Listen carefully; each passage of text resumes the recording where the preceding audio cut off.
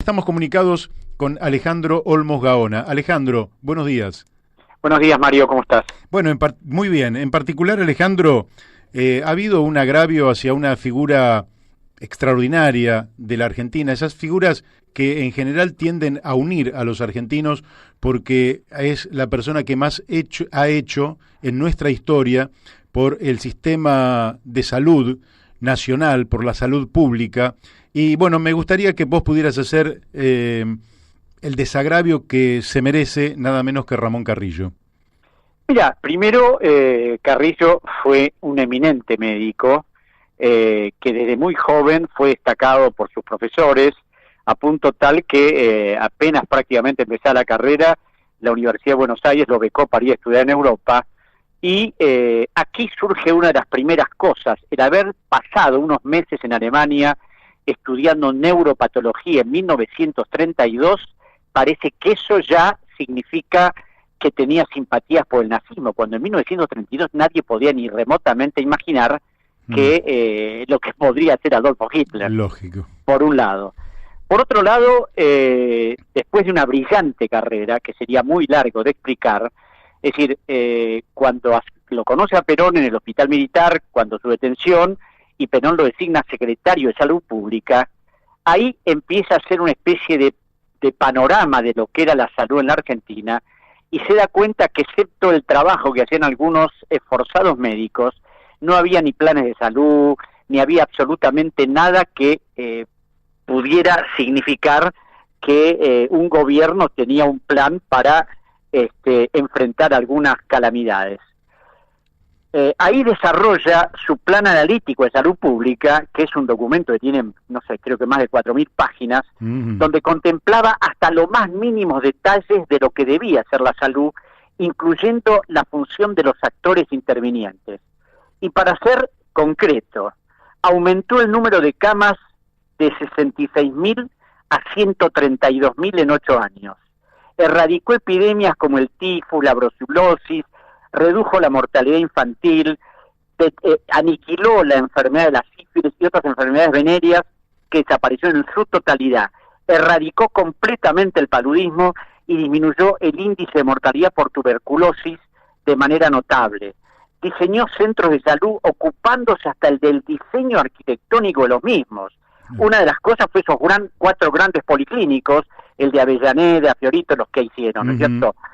Hizo construir 234 centros asistenciales, 60 institutos de especialización, 50 centros materno-infantiles, 23 laboratorios. Es decir, una obra realmente descomunal. Implantó las normas sanitarias estableciendo la obligación de la vacunación antivariólica, antihistérica. Es decir, lo que hizo Carrillo no lo hizo ni antes ni aún hoy nadie, ¿no es cierto? Además, que a través de lo que escribió, y escribió mucho, estableció lo que eran las condiciones en que debía operar la salud pública, es decir, hablando de lo que significaba la pobreza, la exclusión, que el médico no solo tenía que curar al enfermo, sino evitar que se enfermara. Claro. Es decir, los libros son realmente notables, pero ¿qué pasa? Tuvo algunos problemas con Perón, mejor dicho, con muchos integrantes del gabinete de Perón en 1954. Después de la muerte de Eva. ¿Cómo? Después de la muerte de Eva. Después de la muerte de Eva, Carrillo era muy católico, se enfrentó con el almirante Tecer, que era el vicepresidente. Resultado, como tenía algunos problemas de salud, se fue a Estados Unidos en 1954 a curarse, presentó la renuncia y se fue.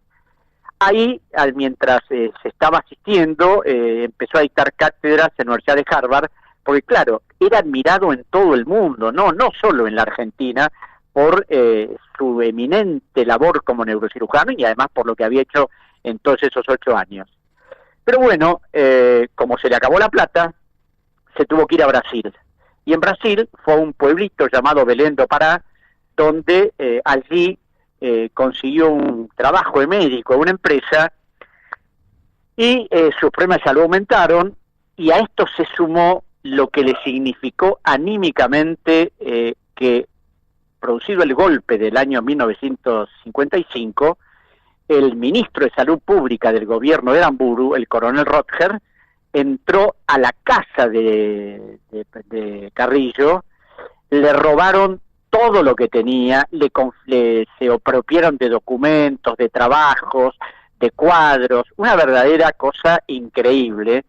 Además, en el ministerio revisaron escrupulosamente hasta el último documento para encontrar pruebas de los delitos que había cometido, y la Comisión Nacional Investigadora, que en ese momento presidía el almirante McLean y que después la presidió el doctor Julio Martínez Vivot, después de revisar durante meses, no encontraron ni siquiera la más mínima irregularidad.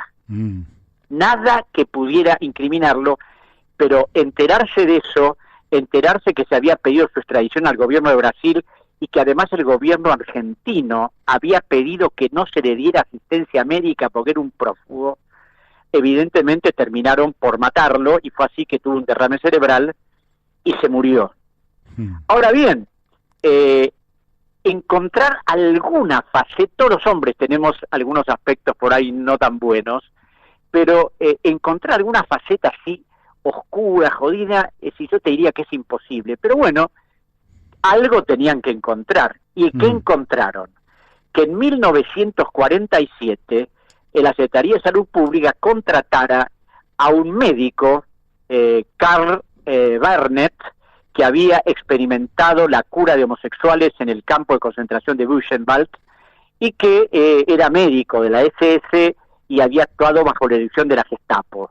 Pero este tipo no era criminal de guerra, sino uno de los tantos delirantes que hacían experimentos científicos, nunca mató a nadie, y precisamente por eso, en el año 1945, después de un breve periodo de detención, las autoridades aliadas lo pusieron en libertad. Viajó a Suecia, el gobierno sueco le dio un salvoconducto y se fue a Europa, y de ahí vino a la Argentina. En la Argentina vino con su título de médico, se cambió el nombre, y ahí fue contratado por la Secretaría de Salud Pública.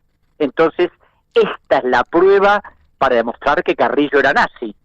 Contrató a un médico del cual no se ve que no tenía la menor idea de lo que había hecho, pero por otro lado lo contrataron para que trabajara, y este señor, es decir, era tan la falta de que hubiera reclamado algún país de Europa cuando se estaban pidiendo la extradición de montones de nazis que se habían escapado, no solo no pidieron nada, sino que además este buen señor trabajó 1 o 2 años y después instaló un consultorio en la calle Uriarte, en el barrio norte, donde estuvo trabajando como médico hasta 1965, que se murió. Es decir, no es posible que por ese hecho y por haber viajado a Alemania en 1932, ayer Perfil titule a través de un escrito miserable el asesor nazi de Carrillo. ¿Y a qué atribuís vos este ataque a Carrillo justo en el momento en que se estaba hablando de que iba a estar en el billete de 5.000 pesos? Claro, yo creo que es un ataque fundamentalmente al gobierno, es un ataque al peronismo, es un ataque al gobierno que integró Carrillo, ¿te das cuenta? Sí, claro. Yo creo que esto tiene que ver con eso. Y precisamente yo escribí un articulito que después te voy a mandar a tu correo, porque ahora dicen fake news, ¿no? Esto de fake news, sí. Esto de construir falsedades. Pero a veces se llega a tales extremos que yo me acuerdo que en 1951 un famoso dirigente político radical, Silvano Santander, escribió un libro que se llamó Técnica de una traición, con una abundante cantidad de documentos oficiales que mostraban la complicidad de Perón y de varios militares con el régimen nazista. Por supuesto, ese libro de 1951 fue difundido en la Argentina a pesar del gobierno de Perón, en el Uruguay, porque este tipo estaba exiliado en Montevideo. Pero da la casualidad que la ilusión de ese hecho les duró muy poco, porque en ese momento uno de los involucrados, el general Carlos María von der Becke, hizo una investigación en archivos de la Argentina, de Estados Unidos, de Alemania y Francia, y pulverizó el libro y demostró no solo que eran todas falsedades, sino que esos documentos que se exhibían eran apócrifos. Ahora, como la falsedad siguió, cuando viene el gobierno de Aramburu, resucitaron el libro de Santander de nuevo, y ahí von der Becke pidió un tribunal de honor integrado por 3 tenientes generales, el teniente general Benjamín Rattenbach, el general Diego Mazzón, el teniente general Sanguinetti y el general Perlinger, que no solo lo absolvieron y dijeron que era totalmente falso lo dicho por Santander, sino que además dijeron que eso tenía que darse a publicidad para que el pueblo argentino conociera a los extremos de que se llegaba a la calumnia. Y poco tiempo después consiguió que la policía alemana allanara el domicilio del que había falsificado los documentos, demostrando que todo era un fraude. Entonces, tremendo. Es terrible, Mario, que a un médico de la trayectoria de Carrillo, que cuando le incautaron los bienes, lo único que tenía era el departamento donde vivía y una quinta en Adrogué hipotecada en un 80%, se puedan decir las infamias, porque bueno, Infobae, Perfil, La Nación, el embajador de Gran Bretaña, la embajadora de Israel, el Centro Wiesenthal, el infame de Abrux, secretario de Derechos Humanos de Macri. ¿Cómo te voy a decir? ¿Esta gente leyó lo que hizo Carrillo? ¿Sabe lo que trabajó? Inconcebible. Inconcebible. Bueno, Alejandro, te agradezco mucho, el tiempo se me ha ido, todavía tengo ahí un invitado en el teléfono. Te agradezco a vos por el llamado. No, al contrario, muchísimas gracias, Alejandro. Hasta luego. Hemos hablado con Alejandro Olmos Gaona y un desagravio a la figura de Ramón Carrillo, bien merecido.